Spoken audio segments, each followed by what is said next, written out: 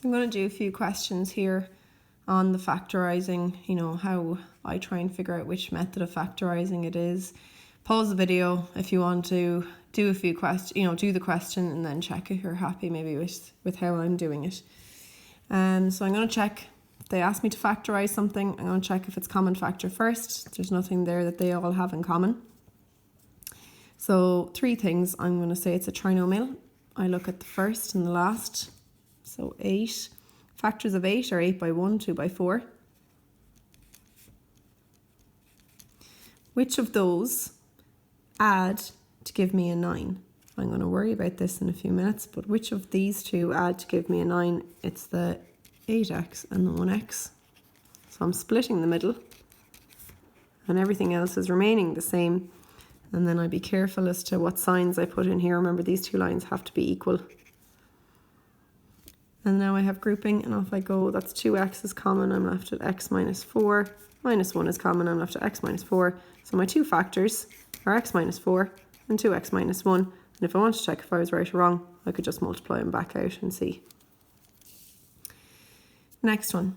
Now, if you start, you know, maybe forgetting about the order in which I usually check things, you might start off and maybe like you might get this factorised, but you mightn't get it fully factorised. So I'm always going to check if it's common factor. There is a common factor, it's 2, and I'm left with 5x squared minus 2x minus 3. Now, what's inside the bracket can be factorised further. So if you want to, maybe you want to take that to the side, you can do it where it is, but I often do little bits of rough work to the side. And I'll go, right, factors of 15. Well, you've 15 times 1, 3 times 5. Which of those subtract to give me 2? That's the 5 and the 3.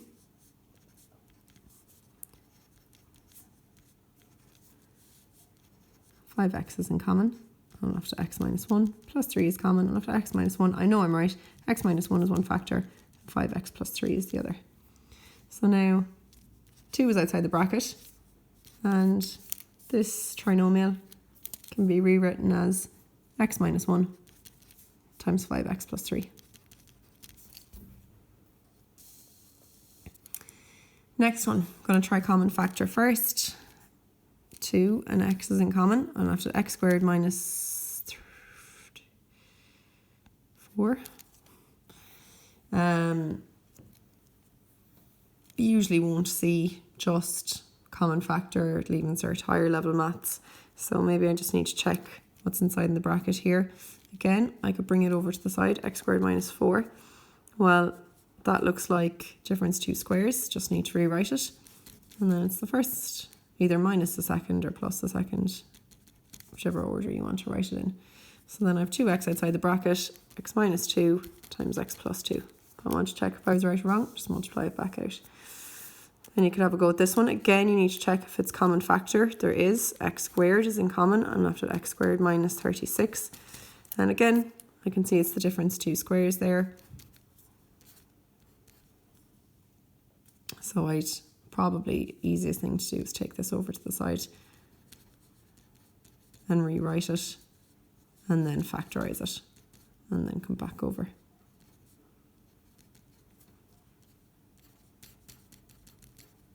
So they're my 3 factors that multiply to give me that.